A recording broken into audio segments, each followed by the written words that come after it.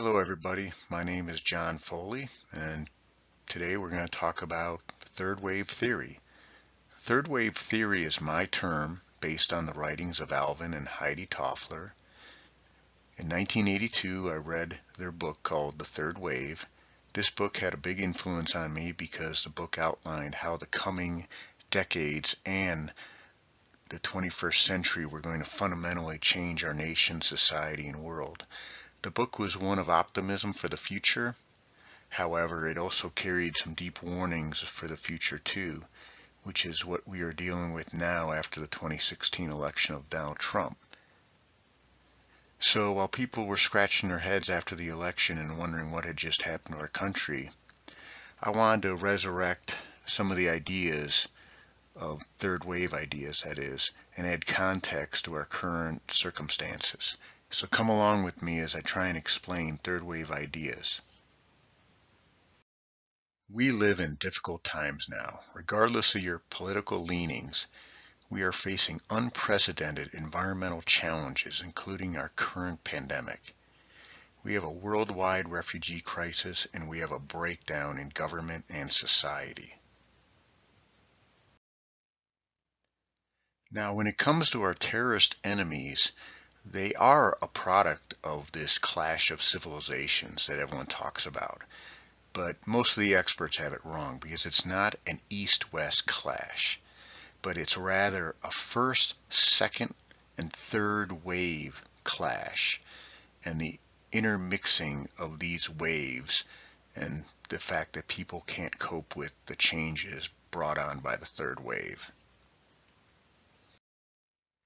You can't understand third wave theory without factoring in women and minorities.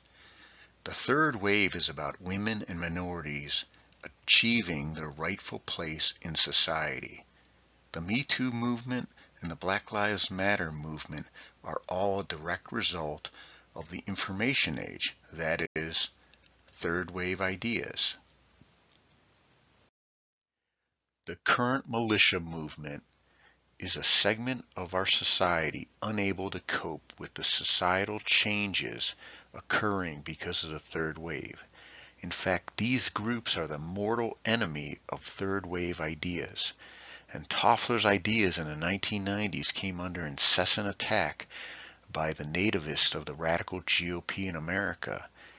Militia ideology laid their foundation on attacking the Toffler's third wave ideas. As we will progress through this series, you will quickly come to understand why. So who was Alvin Toffler? Toffler was a futurist writer, but I like to think of him as the first political theorist of the 21st century because he had a remarkable impact on shaping how we understand our current world. His first great book was Future Shock, published in 1970. And then a decade later he published with his wife Heidi, who helped him in his writing, his most important book, The Third Wave. And its argument was that the first wave of human history was the agricultural age, the second wave was the industrial age, and the third wave, which we are living through, is the information age. I say the Tofflers were political theorists of the 21st century because they influenced many of the key leaders on the right and the left of American politics. Newt Gingrich loved what the Tofflers wrote, but he misinterpreted most of their message. He loved their point that the third wave had an enhanced role for individuals over experts, and the need to decentralize, and flexibility and adaptability to replace slow-moving bureaucracies. In fact, many Republicans quickly cherry-picked out of context the Toffler's ideas and ignored the single most important issue they discussed, which was protecting the Earth's fragile biosphere. That biosphere concern was picked up by Al Gore and became a central theme in his book, The Earth in the Balance. Then there's others, like internationally, Toffler's book was widely read, and Kim Dae-jung, the South Korean political dissident who was later elected president of South Korea, read Toffler's book while he was in prison. When he got out of prison and was elected president, he brought Toffler over to South Korea and had him instruct his cabinet on some of the ideas Toffler talked about. And you can actually trace the origin of South Korea's economic miracle from Kim and Toffler collaborating on their joint topics.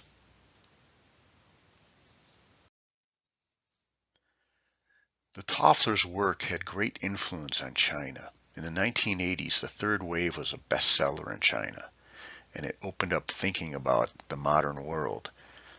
One of its main themes, that of democracy, was the government of the future and for the 21st century, helped to motivate and spark the pro-democracy movement of Tiananmen Square in 1989. After the communist government crushed the student protests, the communist regime quickly realized how dangerous the ideas of the third wave really were and banned the book.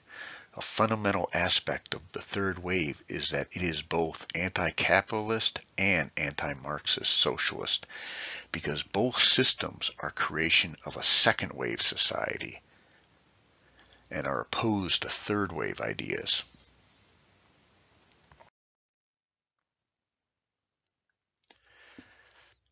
A third wave civilization is emerging in our lives, and blind people everywhere are trying to suppress it. Third wave ideas bring with it new family styles, changed ways of working, loving, and living, a new economy, a new political conflicts. Many are attuned to these new rhythms and that are being ushered in by the information age or the third wave.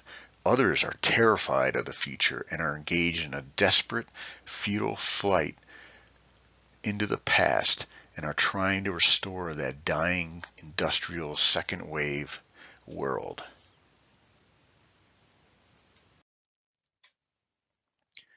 It is scarcely necessary today to elaborate on the real dangers facing us from nuclear annihilation, ecological disaster, fanaticism, regional violence.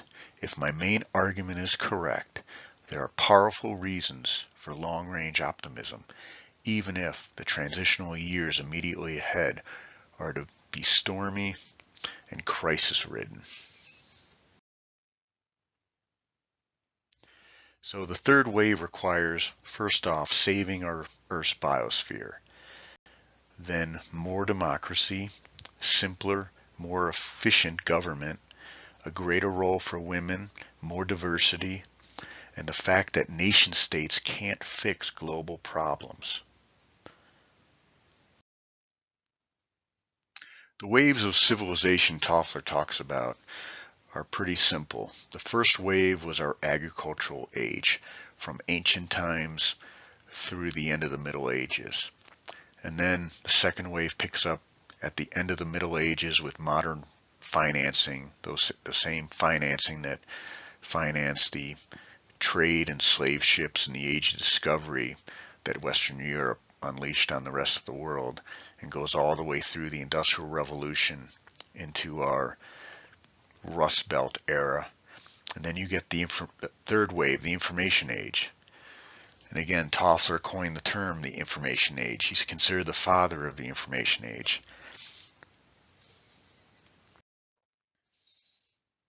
Second wave civilization, though, is not giving up without a fight. As one might expect, the industrial world as we now know it, the second wave world, is propped up by fossil fuels. It's no coincidence that we see an alignment of petrostates that trample on human rights and ecological rights worldwide. The actions of the petrostates are fighting to maintain their dominant role and resist the advent of third wave forces. The conflict between second and third wave groups is the central political tension cutting through our society. Once we realize that this bitter struggle is now raging between those who seek to preserve industrialism and those who seek to supplant it, we have a powerful new key to understanding our world. So, well, that's it, folks. That's part one of my discussion of third wave theory.